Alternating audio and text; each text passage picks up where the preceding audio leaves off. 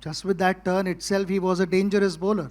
Because in our meetings, we would discuss hours on end how to tackle him, what are the signals to pick, all those things.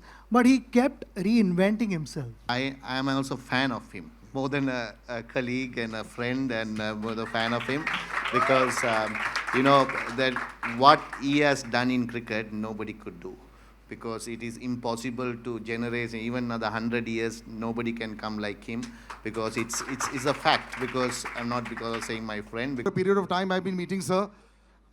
Just every single time I get so excited when I see you. How do you handle all these people getting so excited from age of 5 to 75?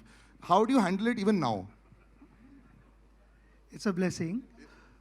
First of all, I'm here to wish my very, very dear friend Murli all the very best, because this movie, this biopic, people need to know what happened in his life. I remember meeting him the first time in 1993. 93.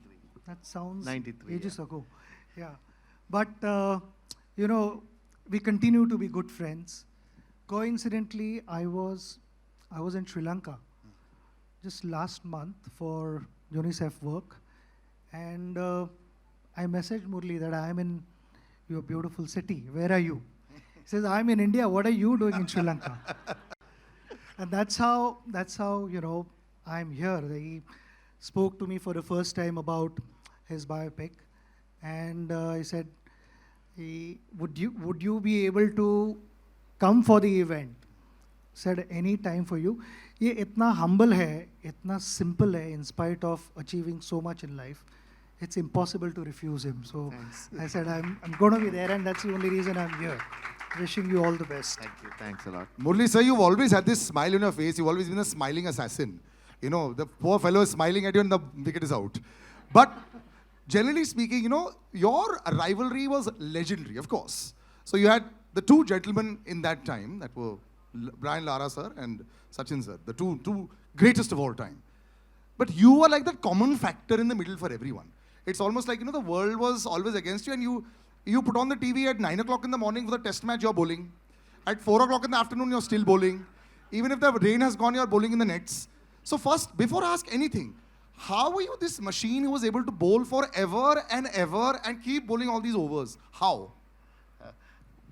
First of all, yes. Thank you very much because coming for me and supporting me, and also, because I am also fan of him, more than a colleague and a friend, and more a fan of him, because that what he has done in cricket nobody could do, because it is impossible to generate even another 100 years. Nobody can come like him, because it's a fact. Because I'm not because of saying my friend, because it's a fact. Because when someone get 15 years a first class 100, it's impossible. In 16 years, 17 years, you're getting a test 100. It's also impossible. So you have shown the way of billions of people how to play cricket, how to be humble like him. And I've seen more cricketers. He's the most humble person in Indian cricket. Few words, and with the friends is enjoys, but few words with everyone. So I think he's the best forever, because another Sachin Tendulkar won't be born in this entire. That's why they call him the master. Until my life finishes, right? So for your questions, what you asking, I forgot so about. Forget it. But the question was very simple. Yeah. You yourself, sir, are the greatest of all time from that side as well. I have to say this. We were always gunning for you when you were not playing against us. I hated you when you were playing against us. But otherwise, you just kept on and on. You were like a lone. Like how Sachin sir at one time was probably one of the only people. If he got out, we switched off the TV. I'm sure with a lot of Sri Lankans across the world as well, if you were bowling and, if you had a bad day, they'd be really disappointed. You were carrying the shoulder, the entire Sri Lankan team on your shoulders for so long.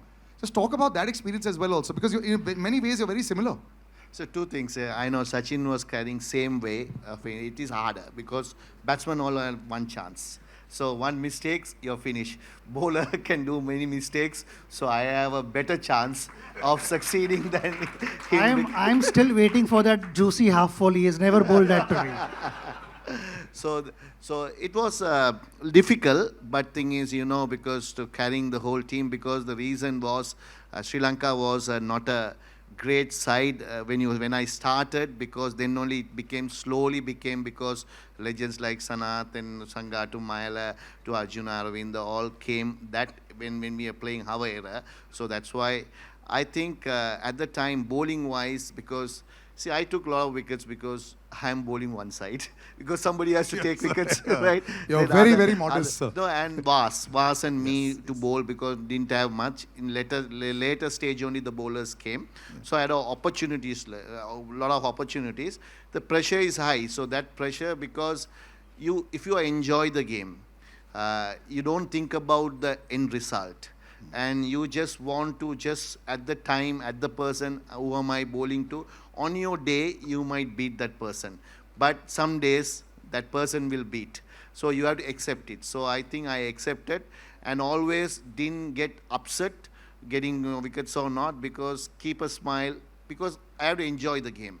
So I will advise any cricketer, rather than thinking about performance, just go and enjoy, be great for the God, because you are given the participation is more important than having succeed. So I think that's the way it is, because I lived in 18 years in 16 years in 10 to 12 years in hostel. So that was given me a thought that you have to be like, sharing and be happy every time, because there are a lot of problems you'll have, but still you have to be happy. So that's why that teach me to how to play cricket in the latter part of it.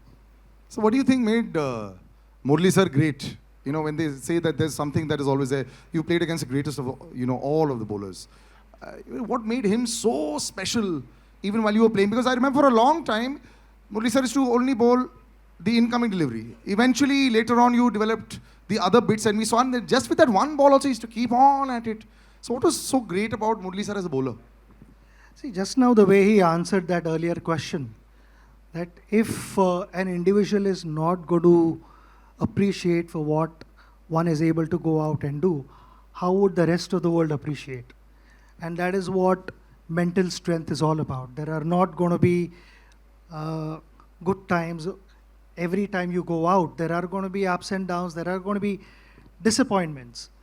But from those disappointments, how do you rise back, get on your feet and start competing? That makes you a real sportsman. And exactly that is what he possessed. He, like you said earlier, that he just loved bowling. But the whole world knew that he had a big turn. I mean, you make him bowl on a expressway, he is going to turn the ball. No matter how the surface is, Murali is going to turn the ball. And he did not rely only on that. Just with that turn itself, he was a dangerous bowler, because in our meetings we would discuss hours on end how to tackle him, what are the signals to pick, all those things. But he kept reinventing himself. No, so the signals I want to ask you. You said in an interview how you used to read on the hand. I'm still figuring out. No, I will say. No. See, definitely, some players read. I know he read me very well, right? Not many people can do. But Lara had success, but he never read me also. Really? Yeah. Because I don't know what mechanism he did, but he read me, and also few people I know Rahul Dravid is one of the greatest players. Yes. He never read me. Really? I knew that. So Sachin always, him and Sehwag and those players in Gambhir are like the players. Some players read, some players even later, sometimes they play on that.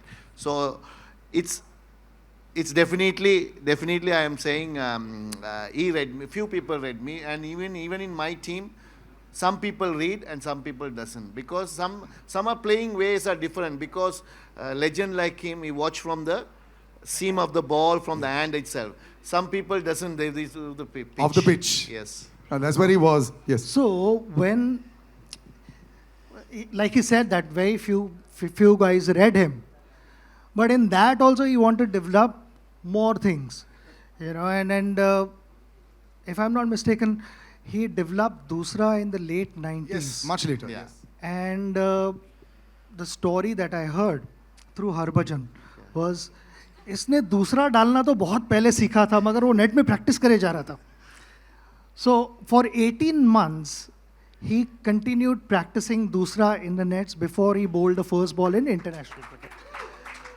And that the reason for that was that he should not lose his original strength, the qualities that he possessed, while continuing to bowl well in Test cricket. In that, you continue also to develop new things, introduce new things, because you have to, like I said, you continue reinventing yourself.